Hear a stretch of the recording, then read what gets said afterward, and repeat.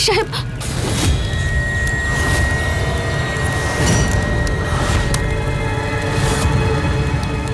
সাহেব বাবু, সাহেব বাবু, যদি সময় মতো ওষুধটা না দেওয়া হয় ও কোমাতেও চলে যেতে পারে। সাহেব বাবু, শুধু একবার চোখ খুলুন, তারপর প্রলয় বাবু হয় আমাকে যত ইচ্ছা বকবেন।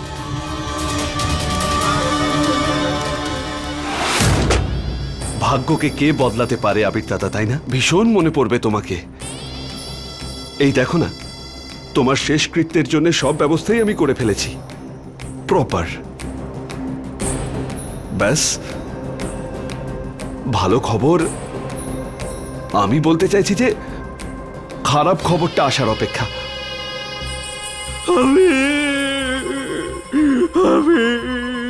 তুমি আমাদের ছেড়ে কেন চলে গেলে? তুমি আমার বড় দাদার মতো। একবার ভেবেও দেখলে না, এত বড় মহলে আমি তোমায় ছাড়া কিভাবে বাঁচবো? তুমি আমার কাছ থেকে সব সুখ কেড়ে নিয়েছো। সত্যি বলছি, ভুল করেছো তুমি।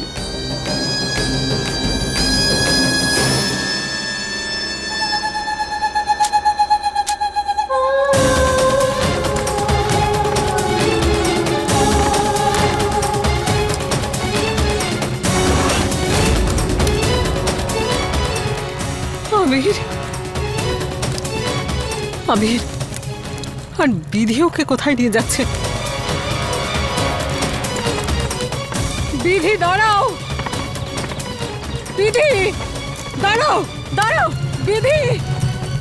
আবির, আবির, আবির চোখ খোলো প্লিজ, চোখ খোলো বাবা, তোমার কিচ্ছু হবে না, আমি কিচ্ছু হতে দেবো না তোমার। তোমার মতো বোকা মেয়ে আর একটাও হয় না। একটা কাজ দিয়েছিলাম আবিরকে ইনজেকশন দেওয়ার জন্য, আর সেটাও করতে পারলে না। এইভাবে আবিরকে নিয়ে যাচ্ছ তুমি, আর আবিরকে এইভাবে রেখেছো কেন তুমি? আবির! ডাক্তার ম্যাডাম, আমার কাছে কোনো উপায় ছিল না।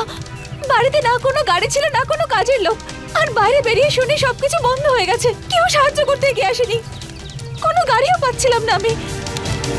ডাক্তার ম্যাডাম, আমার কাছে আর অন্য কোনো পথ খোলা ছিল না এই ঠেলা গাড়িতে নিয়ে আসা ছাড়া। তোমার বাহানা তো শেষই হচ্ছে না দেখছি। আবির, আবির বাবা, যদি ওর কিছু হয়ে যায় বিধি। ম্যাডাম, আপনার যদি আমাকে বকতে হয় পরে নয় বকবেন, কিন্তু আগে সাহেব বাবুকে ডাক্তারখানায় নিয়ে যেতে সাহায্য করুন আমায়, সাহায্য করুন আমায়।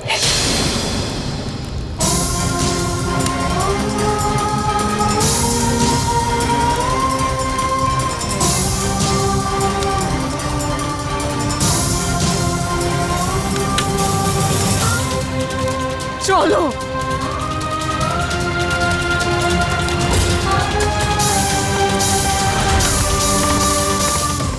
আবির চোখ বন্ধ করো না। সাহেব বাবু, সাহেব বাবু,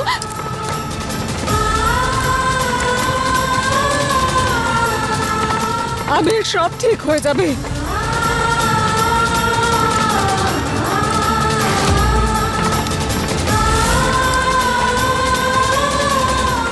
আবির চোখ বন্ধ করো না প্লিজ।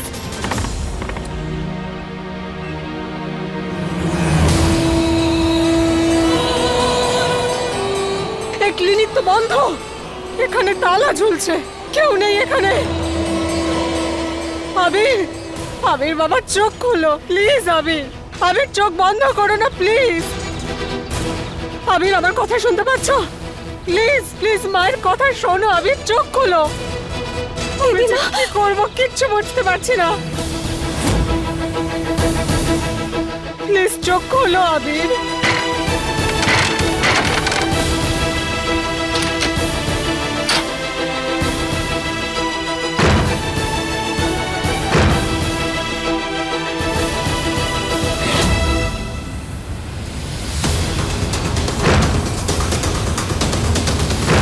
জয় মা জগদম্বা।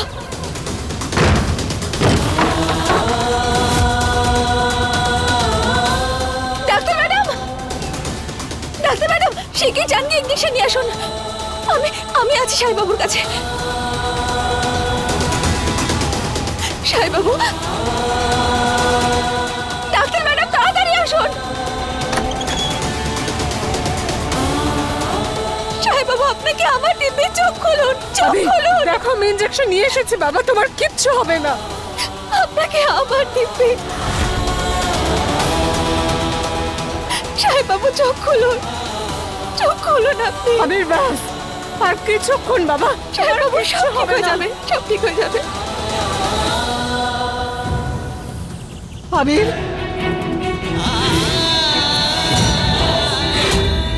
সাহেববাবু, আবির সব ঠিক হয়ে যাবে বাবা, সব ঠিক হয়ে যাবে।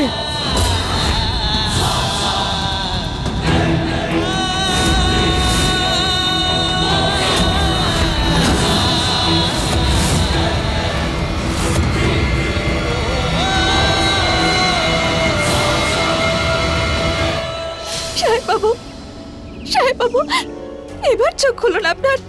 আবির, চোখ খুলুন না সাহেববাবু। আবির,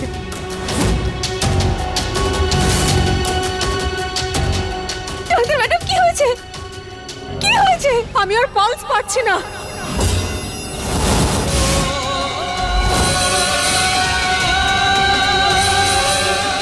আবির, আবির চোখ খোলো। সাহেববাবু, সাহেববাবু চোখ খুলুন। সাহেববাবু চোখ খুলুন। হে মা জগদম্বা, মা তুমি এমন করতে পারো না আমার সাথে। তুমি এত দূর পথ দেখিয়ে এনেছো আমাকে। আমার আমার সাহেববাবুর প্রাণ কেড়ে নিও না তুমি। সাহেববাবু, আরে এতক্ষণ হয়ে গেল, এখনো খুশির খবরটা এলো না কেন? কোনো ব্যাপার নয়, যদি এতক্ষণ অপেক্ষা করতে পারি আরো কিছুক্ষণ অপেক্ষা করব। আর একটু অপেক্ষা করি। আরে ও এখানে কিভাবে চলে এলো? তাড়াতাড়ি শেষকৃত্যের যদি এগুলো দেখে ফেলে তাহলে আমার শেষকৃত্য হয়ে যাবে। তাড়াতাড়ি তাড়াতাড়ি আসুন। আবির, কোথায় তুমি? আমি ডক্টরকে নিয়ে এসেছি, তাড়াতাড়ি আসুন। আবির, আবির, আবির। আরে ত্রিশালা, কি হয়েছে? ডক্টরকে নিয়ে এসেছো? আমি আবিরের জন্য নিয়ে এসেছি ডাক্তারবাবুকে। আবির? আবিরের কি হয়েছে? ওর পুরো বডিতে অ্যালার্জি হচ্ছিল। যাই হোক, ছাড়ো। কোথায় আবির বলো? কি? আরে আমি তো জানি না, বাড়িতে কেউই তো নেই। আমি তো এই সবে ঢুকলাম। কি? হ্যাঁ মানে আমি কখন থেকে সবাইকে খুঁজছি, বাড়িতে কেউই নেই এখানে। আর ওই স্টোর রুম, ওখানে ওটার দরজাও ভাঙা, মনে হচ্ছে কোনো চোর ঢুকেছিল হয়তো। কে? স্টোর রুমের জানলাটা খোলা? তার মানে ওই মেয়েটা কোথাও পালিয়ে গেছে। ও যদি আবিরের চিকিৎসা করে পুরো ক্রেডিটটা নিয়ে নেয় তাহলে সব খেলাটা উল্টো হয়ে যাবে আমার। না, আমাকে কিছু একটা করতে হবে।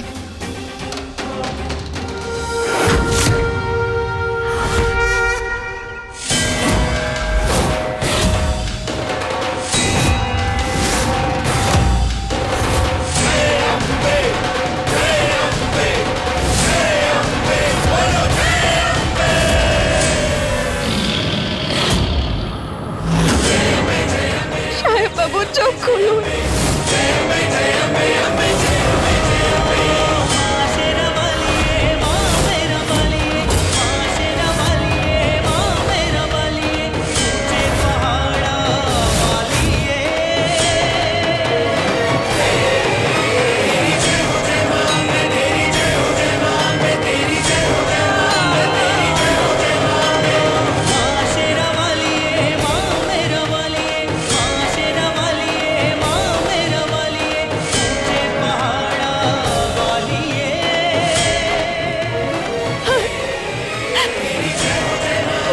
আপনার জ্ঞান ফিরেছে,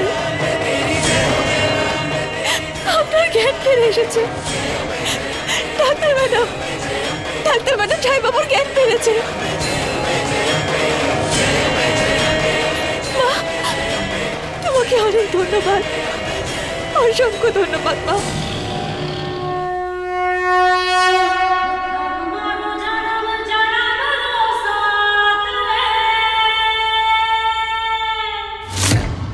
আজকে তুমি সব সীমা পার করে ফেলেছো বিধি।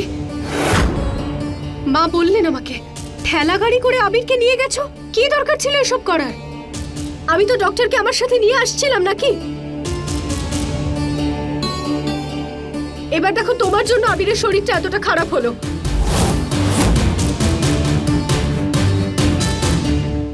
আবির তুমি আপাতত ভিতরে চলো, বিশ্রাম নেবে, চলো। ডাক্তার ম্যাডাম, আমাকে শুধু একবার সাহেববাবুর কাছে যেতে দিন না। মা, আপনার কি মনে হয় না যে এই মেয়েটার আবিরের থেকে দূরে থাকা উচিত? আবির আগে থেকে ওর জন্য এতটা চিন্তিত, ওকে বেশি দেখলে আরো চিন্তায় পড়বে। ত্রিশালা একদম ঠিক বলেছে বিধি। তুমি আবিরের আশেপাশেও এখন যাবে না, বুঝেছো? এতই যদি তোমার চিন্তা হয় তাহলে আবিরের এই অবস্থা হতো না। আবিরের এই অবস্থা শুধুমাত্র তোমার বোকামির জন্য হয়েছে। ও মৃত্যুর মুখ থেকে ফিরে এসেছে আজকে। সবার ভালো এতেই হবে যতক্ষণ তুমি দূরে থাকবে। চলো ত্রিশালা।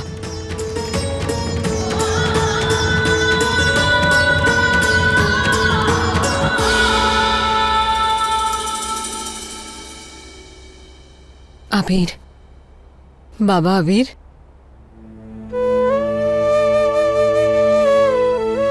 তোমার বিপদ কেটে গেছে। এখন তোমাকে বিশ্রাম নিতে হবে। যদি কিছু প্রয়োজন হয় আমাকে বলো তুমি।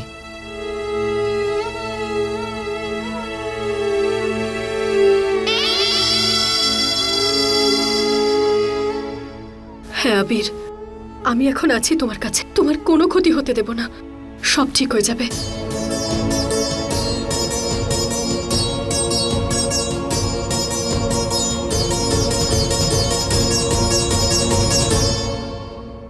সাহেববাবুর শরীরের দাগগুলো আমিও দেখা করতে চাই ওনার সঙ্গে। ওনার শরীর তো ঠিক হয়ে গেছে, কিন্তু ওই দাগগুলো আমি এক কাজ করি, বরং চন্দন আর হলুদ দিয়ে প্রলেপ বানিয়ে দিই, যেটা মা শিখিয়েছিল। হয়তো ওটা দিলে উনি আরো সুস্থ বোধ করবেন।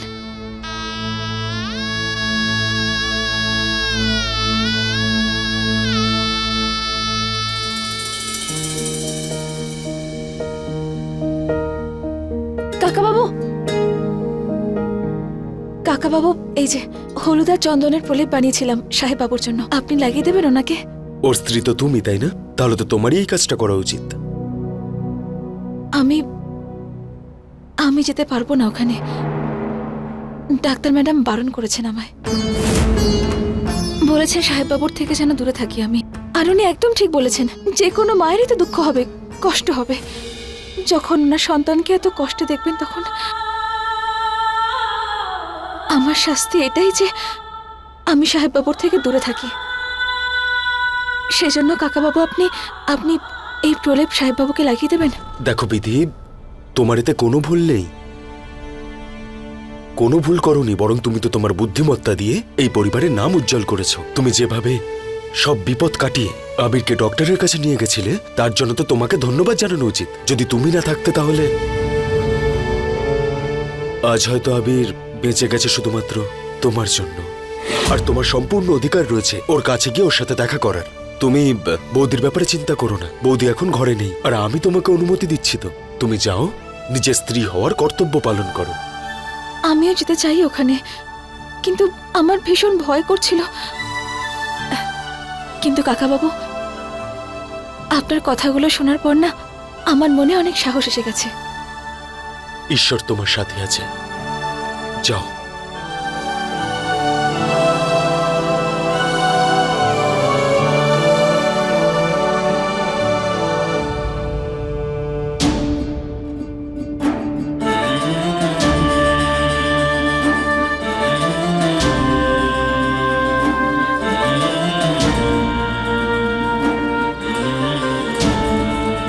অনেক কষ্ট পাচ্ছেন সাহেববাবু, এই প্রলেপটা দিলে একটু আরাম পাবেন।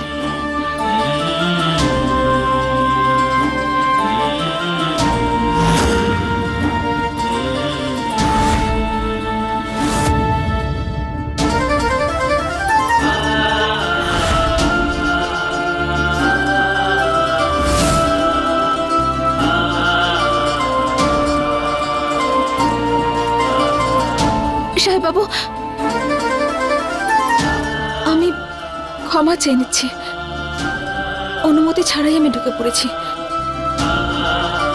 আপনার জন্য আমি হলুদ আর চন্দনের প্রলেপ বানিয়েছি, আপনি যদি বলেন তাহলে আমি লাগিয়ে দিই। মায়ের টোটকা এটা, এটা লাগালে আপনি নিশ্চয়ই আরাম পাবেন।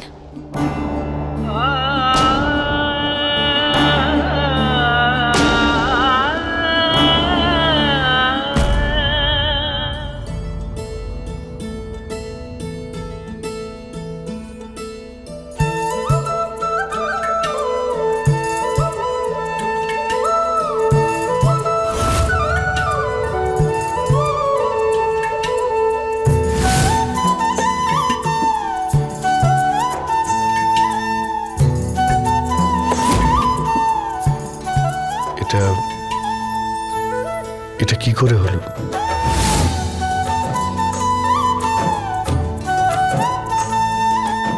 সাহেব বাবু, ওই আমি ঠেলা গাড়ি নিয়ে যাচ্ছিলাম তো, তাই দড়িতে হয়তো কেটে গেছে। তাই নিয়ে আপনাকে চিন্তা করতে হবে না, আমি একদম ঠিক আছি।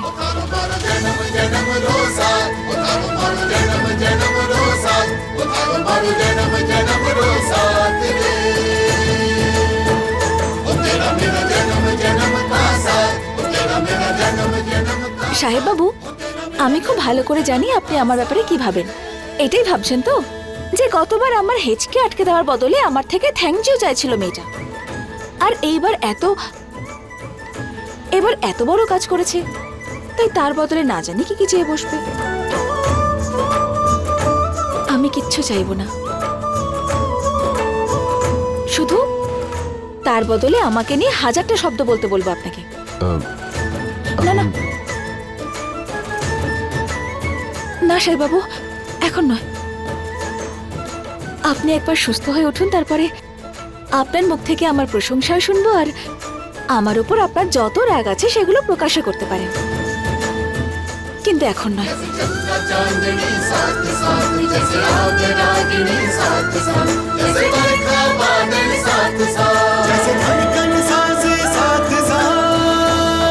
সাহেব বাবু,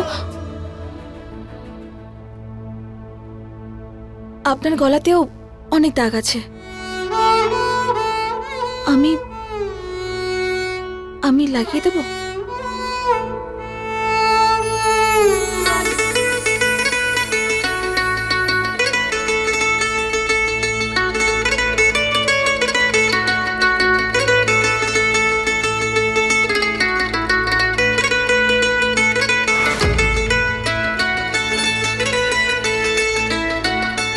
সাহেব বাবু, আমি করছি, আমি পরে আবার হয়ে গেলে পরে দেবো আপনাকে।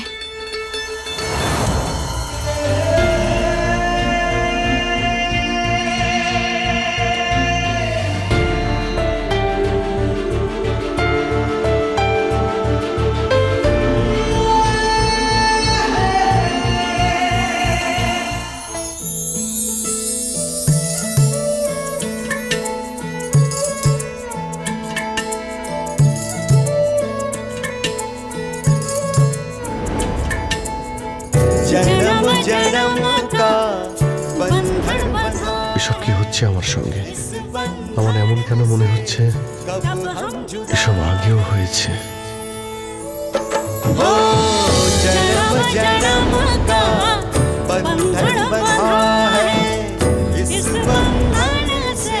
এই কেমন অনুভূতি মা জগদম্বা? আমার এমন কেন মনে হচ্ছে যেন এর আগেও আমি সাহেব বাবুর আঘাতের প্রলেপ লাগিয়েছি।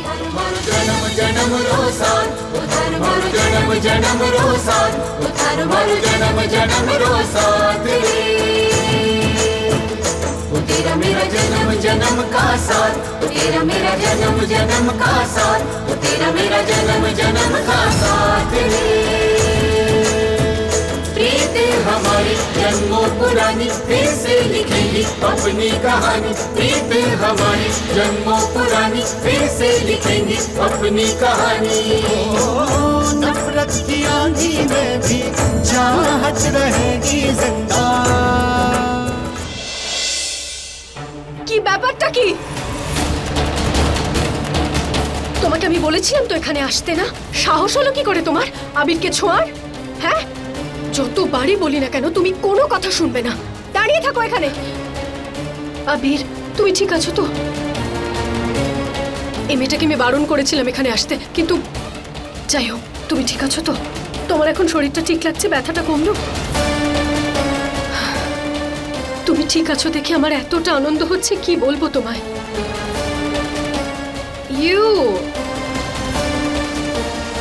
এটা কি? মেম সাহেব, ওটার জন্যই তো এসেছিলাম এখানে। ওটা হলুদ আর চন্দনের প্রলেপ। প্রলেপ? এটা তোমার মতো মানুষদেরকেই স্যুট করে। কিরকম একটা আদা রসুনের গন্ধ বেরোচ্ছে এটা থেকে। বেরো এখান থেকে। তোমার যা করার করে ফেলেছো।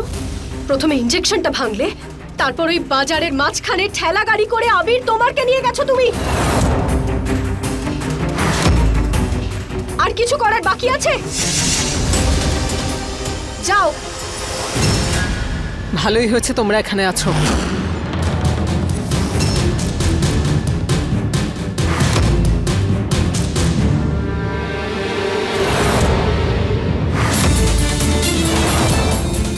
আমি জানতে পেরে গেছি আবিরের এই অবস্থার জন্য কে দায়ী।